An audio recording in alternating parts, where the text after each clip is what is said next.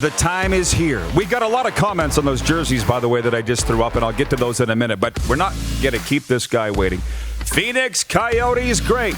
Paul Bissonnette joins us from the Valley of the Sun, from the Spittin' Chicklets podcast. Biz, hey, they reminded you that we're on national television live, right? Just the language thing. They told you that, right? Yeah, I'll dial in. I'm a little bit jealous of your setup. I thought I had a cool setup here. You got the whole studio there. You even got a sidekick. So do you. An American one, by the way, which is where I want to start, Biz. Of course. Is your day horrible with the Americans winning and you living in America? No, I think anytime the expectations going in, when it's a one-game final, is you never know. I thought the Americans played a good game, and I just, there's a lot of pressure going on these Canadian kids, a lot of first-rounders. So, I mean, at the end of the day, they couldn't really muster much up. That was probably the most frustrating part. But they ran into a hot goaltender and a team that had a lot of will. And I think most of the attention ended up going to the Barrel post game. No kidding. I woke up this morning enraged. I saw the picture. I'm like, what? And then I got the explanation that, it's got nothing to do with a garbage can and Team Canada. I'm not even sure I'm buying it. What do you think about the Barrel? Oh, I didn't think anything of it. I thought it was odd that they brought it on the ice. And obviously when that happened and with social media, how quickly things can catch fire. I think it raised the tension post-game and it created a little bit of a separate storyline. But ultimately, they played awesome. They deserve to win. Happy for the other guys on the podcast. I'm kind of outnumbered 3-1, and they were digging in pretty good on the group chat. But Biz, stop. It's got to hurt, man. Like, I watched the videos. I logged on in between periods, and Whitney's running around singing "We Are the Champions." Like, have they not rubbed it in today, or have you just turned your phone off? No, the one thing, it was just I thought that Finland outplayed the States in the semifinal game, and I thought that Canada had a pretty good stranglehold on Russia. And I thought, just given with the extra 3-4 hours rest because they played earlier, that they were going to steamroll them. And I mean, I think a lot of the hype of the not giving up a goal 5-on-5, and then all of a sudden they were the first ones to get on their heels when the United States finally potted one 5-on-5, and it just seemed after that. United States really settled in. And as I mentioned, I'd say the most frustrating part, other than on maybe the power play, there wasn't a ton of sustained pressure for Canada. I thought the United States just did an incredible job with their game plan and executing it. Craig Campbell, the executive director of the Hockey Hall of Fame in downtown Toronto, is watching, and he says, quality touch with the Hudson's Bay blanket on the couch. Where'd you scoop that, Biz? Did you bring that from home, or what's the story? Well, that was actually a gift from the CEO of Barstool, Erica Nardini. She sent it over for Christmas. I've been going hiking a lot. I think maybe that's why she sent it over. I'll be bringing this on my hiking trips, but I love it. I love the colors. I'd seen them around, but I didn't know exactly what it is. I don't even know the story behind it. What's Hudson's Bay? That was their logo, probably still is. Well, it's the Bay. Well, in Ontario, must have had a Bay store, I would think. This is the Pendleton Home Collection. No free ads, by the way, on this. Yeah, no kidding. The Bay, that was their logo, those colors for years and years and years, and I think they still are, the department store. Look, one more on the game. Let me just ask you this. At what point did you get worried that this might not be our night? Where were you? Right at the beginning of the second, when they got their second, and that was just. I thought you were going to come out and see a different Canada team. I thought maybe they were going to take a little bit of the momentum off of that power play late in the first period. I think they hit a post there, and then Byfield had a glorious chance right in the slot area. I don't know when he tipped it if it ended up just going right up into the mesh or if he missed it outright. But when they scored that early one, and then all of a sudden it was 2-0. It was they just couldn't muster up anything after that, really. I know. I started to get those tingles like, oh, no, it's happening, and we can't stop it. Well, that's what's frustrating in a situation like this. They're playing in back-to-back, and often throughout the tournament, they're relying heavily on their top guys, to where it's like, in a back-to-back situation, like, especially even throughout the course of a season, is like some nights, like, your top guys might not have the juice that they had the night before. I'm not saying they played bad, but who are going to be the other guys? So, like, divvying up the ice time and maybe riding a hotter line if it is your fourth line. But really in this situation, their big guns weren't able to muster up enough offense, and I don't think they even had anyone in the depth lines that they could turn to where they could hand the reins over in order to lug that ice. But at the end of the day, like I said, you just got to tip your cap to the States. And anytime you find yourselves in these situations against the United States in the final, it's never a guarantee, as we know now, 4 in a row. I'm with you. We have a year to suck on this until next year when we can get him back. Now, Biz, I was telling the viewers this earlier. I don't know if you remember. You know that saying, the elevator visit? You and I had one in the Gila River Arena press box a few years ago because you started following me on Twitter the next day. I said, you honestly believe it takes 5 years for a rebuild? Remember that? And you winked and you said, got to sell it. And at that time, the Coyotes were in year three of the rebuild. And then in year 5, the Coyotes make the playoffs for the first time since 2012. And it's almost like the rebuild was achieved. It was our elevator visit. It was about a 25-second long chat about the Coyotes rebuild. Yeah. Is the rebuild complete in Arizona, or where are they on the cycle? I think we've taken a couple steps back over the last 6 months. It's been a bit of a tough go. Of course, spending up to the cap, losing a lot of assets with a few different reasons here. Obviously, bringing over Taylor Hall at the deadline, losing some to the issue with training guys before the draft. I'm sure you guys are familiar with that situation. But in today's NHL, given the cap situation and how young the league's gone, I think 5 years is plenty of time for a rebuild. At one point, I really liked where it was heading. I thought that at one point it did get rushed, and then contracts were maybe given out. But once again, that's the new NHL before they, fully been earned. But if you're trying to catch these players on the upslope, where at the end of the contracts you're getting a bargain, then I guess we're going to have to see it play out. But as far as a rebuild's concerned, Coyotes are going to have a little bit more work to do here. And fortunately, they do have a few good pieces with Darcy Kuemper and net. There was some a lot of trade talks with Oliver Ekman-Larsson. I'm sure that settled down, and I'm not sure he's going to move this year. At least give it one more go. And then they got a couple of young guys up front. I mean, we just talked about the Team USA, like Clayton Keller. He's a big piece. They signed him to a long-term extension. They also have Nick Schmaltz, who they brought over from Chicago, who, when he's been healthy, he's shown some great signs of producing high-end offense. So as far as the rebuild is concerned, and if in today's NHL, are you able to do it in 5 years? Absolutely. I mean, you're seeing tons of teams flipping around, maybe in even a shorter term span than that. But as far as the Coyotes are concerned, I think that they've had some moves that have hurt them, that have set them back some time here. Well, they're my third favorite team behind the Golden Knights, Oilers, and then the Coyotes are in there. Are we going to see a radical shift in philosophy under Bill Armstrong from John Chayka, or more of the same, do you think? Strategy.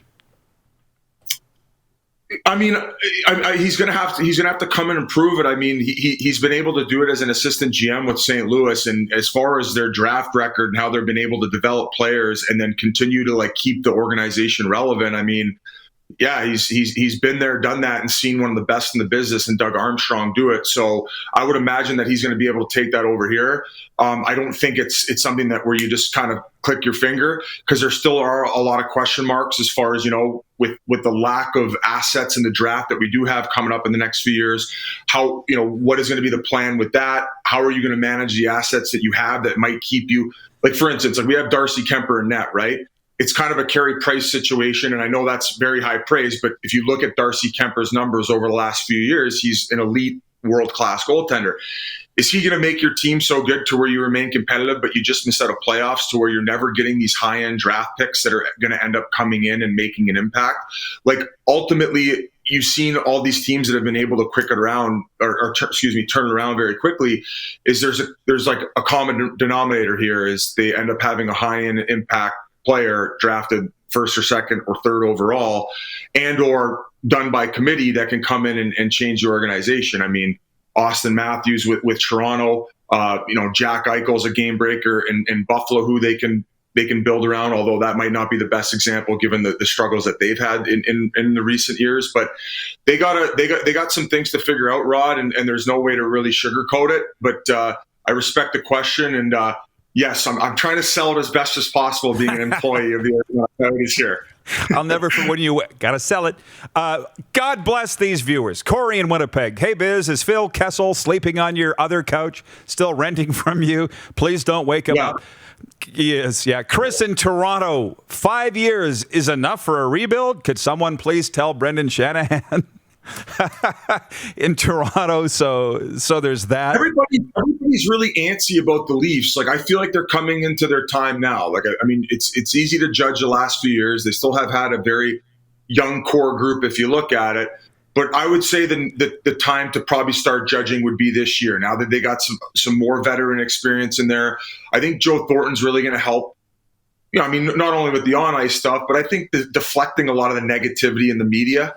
Would you say that it gets to the point where it's a little bit toxic, where even when things are going well, they're pointing things to create storylines? So I think I'm very optimistic as a closet Leafs fan that this year they will definitely make strides. You know, I gotta bring this up, by the way. Speaking of being a closet Leafs fan, because you're a Welland guy, do you know this Ben Vanderklok? Because I brought this up to Rich Sutter the other day. He's the goalie coach for the Predators. I'd never heard of him before. I said he's going to have his hands full with Askarov. And I see you guys are from the same hometown. Yes, Ben Vanderklok. I believe he played for the Cougars, Welland Cougars at one point. I believe they were called the Welland Cougars at the time. But great goaltender, ended up going on. He had a bunch of goalie schools back home. All of a sudden, he'd hopped on with the Preds, and I believe he's been there for at least a good 5 or 6 years now and had a lot of success at the NHL level. So Rod, it was crazy. During this one period of time, we ended up having, I think, 7 players from Welland in the NHL at one time. Which, if you're familiar with Matt Ellis, he was with Buffalo. Oh, yeah. I think he started his career with the Detroit Red Wings. And keep in mind here, we're talking about a town of 50,000 people. And we were just very fortunate where we had a lot of good members of the community who helped out with the minor hockey system. And we ended up having this massive wave. I mean, Dan Paille won a cup with Boston. Cal Clutterbuck, who's had a very good career, is still playing with the Islanders. Dan Girardi, who almost hit 1,000 games. Jamie Tardif, who snuck in. I throw Nathan Horton in the mix because he played his minor hockey in Welland. Mind you, he was a freak of nature, so he was playing Junior B in that same league that Vanderklok was in at 13 years old. But, Vandy's had a great post-career, and I couldn't be happier for the gang from back home in Welland, Ontario. Horton was a World Juniors hero, if I'm not mistaken, too. Was he not for Canada? And I think he was. I'd have to look it up. Obviously, Biz, a flood of questions coming in. I won't keep you too long here, but Robin in Prince Albert says, who are you kidding? Matthews will sign in Arizona after his current contract. And look, Gary Drummond and Anthony LeBlanc are good friends of mine. That's how I got down there. And their rebuild was this for Auston Matthews. As you know, that was the plan. And this team, they still, I believe, left it better than when they found it. I really do. But do you believe that the day comes that Auston Matthews wears a Coyotes jersey? I mean, I don't know if I say and if I speak on it, it's tampering. I don't want to get us fined. And I can't have the Coyotes lose any more draft picks here, Rod. All right. It would be cool. I mean, he grew up watching Donor and developing a bit here in Arizona. I know he ended up going off and going some places like Europe before he started his NHL career. But he signed that big deal in Toronto, although it was a 5-year deal extension, and I think it would be cool to have him back here. I think it would be great for the game. You mentioned that. The praying aspect and hoping that they were going to land him, that would have been a big-time game changer for the organization. And it just so happens when I was talking about those high-end draft picks, Coyotes have never gotten much luck in the draft. I think the highest they've ever picked is third. They got Kyle Turris at third. And the year I want to say that was it Matthews was available, they ended up getting Dylan Strome third, who is no longer with the organization. So those are the types of guys that would change the whole dynamic of an organization, and he would be very, very well received here. And speaking of Phil Kessel sleeping on my couch, Auston Matthews can sleep. I'll sleep on the couch. He can sleep in my bed, just not with my old lady. Yeah, no kidding. Hey, there's a lot of questions coming in. I don't want the full story because I don't think we have time. But Jim in New Jersey is watching. He wants to know the arena where you scored your first goal, and if you still have the goal light. Where'd that happen, Biz? Okay, so this is a Budweiser goal light, but that's a Coyotes photo with a Pittsburgh Penguins puck, and that was my 200th NHL game. And oddly enough, it was against the Penguins, who drafted me and gave me my start in the NHL. So it was obviously a special night. I got that there. But as far as my first goal, I ended up scoring against the Montreal Canadiens at Gila River Arena, and I wasn't looking at the puck. Heshka shot it from the point. It hit my skate and went in. But the grandkids are going to hear about me going end to end, splitting the D, and going top cheese on Carey Price. So that's how my grandkids are going to hear about it. But in all seriousness, it wasn't very pretty, Rod. We'll say, grandkids, there was no video back then. Just trust me. This is a story on it. Just trust me. I got to ask you this. I'm a huge NLL fan. I'm a Saskatchewan Rush season ticket holder.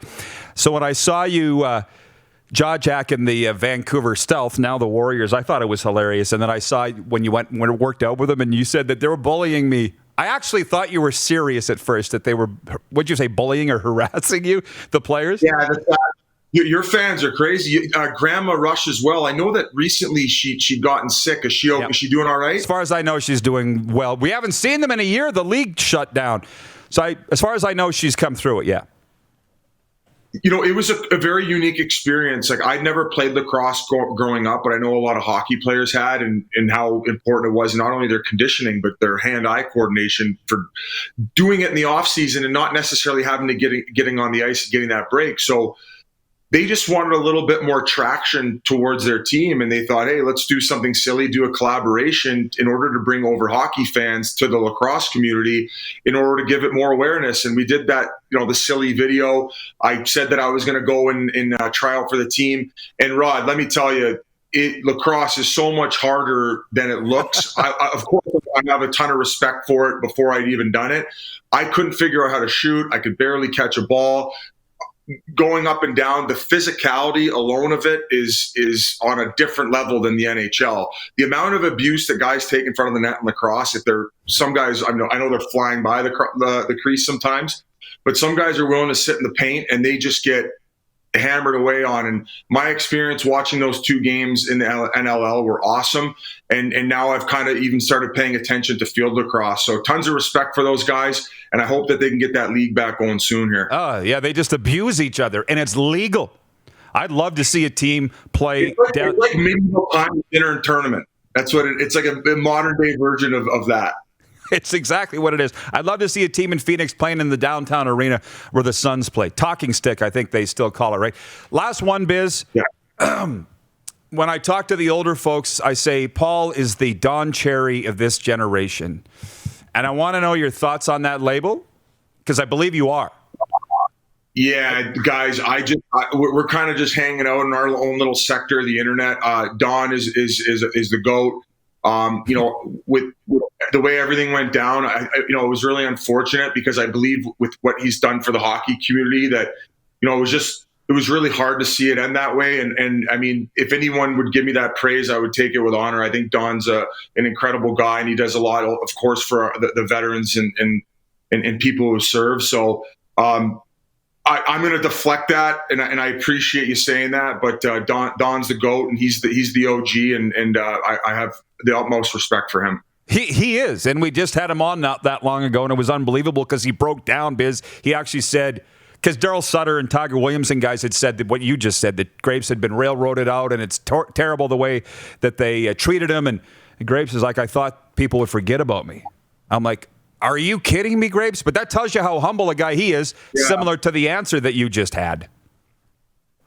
Yeah, it was just an unfortunate incident. And actually, Rod, when that all went down, I was doing the hometown hockey with Ron McLean, and it was the craziest thing, because you could see how much it was affecting Ron, and it was still, all the wheels were in motion, where a decision really even hadn't been made at that point.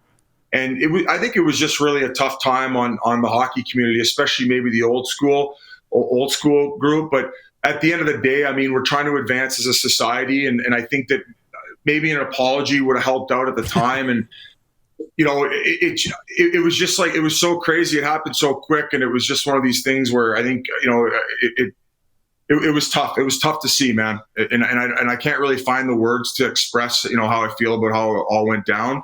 but it was just a crazy time, and I wish him the best, and I believe that, you know, he should at some point get a send off to thank him for what he's done. Should be a statue of him in front of the CBC building on Front Street in downtown Toronto. But when Grapes was on, Biz, he's not apologizing. He referred to us as you people, so he doubled down on it. And it's funny, like it was a stretch of 3 days deciding whether Grapes was going to keep his job or not. It felt like 3 months, right? Like it was a national crisis. What's going to happen with Don Cherry? But anyways, Biz, for what it's worth, I'm super proud of what you guys are doing there, man. And you just carry that flag so well as a Canadian, and what we're following very close to what you're doing. So thanks for the time. Keep it up, my man, and all the best in 2021. Go Yotes. Boys, thanks for having me on, and thank you. I'll let the boys know here about the support, and if you can ever get back to a game, we'll get the rebuild going again. I love it. Let's do it. Not 5 years. All right, thanks, Biz. Paul Bissonnette, BizNasty, joining us from the Valley of the Sun. Might be our biggest interview ever right there. You just saw it. We made history today. You're watching Rod Pedersen On Demand. For more of The Rod Pedersen Show, visit rodpedersen.com or follow Rod Pedersen on social media.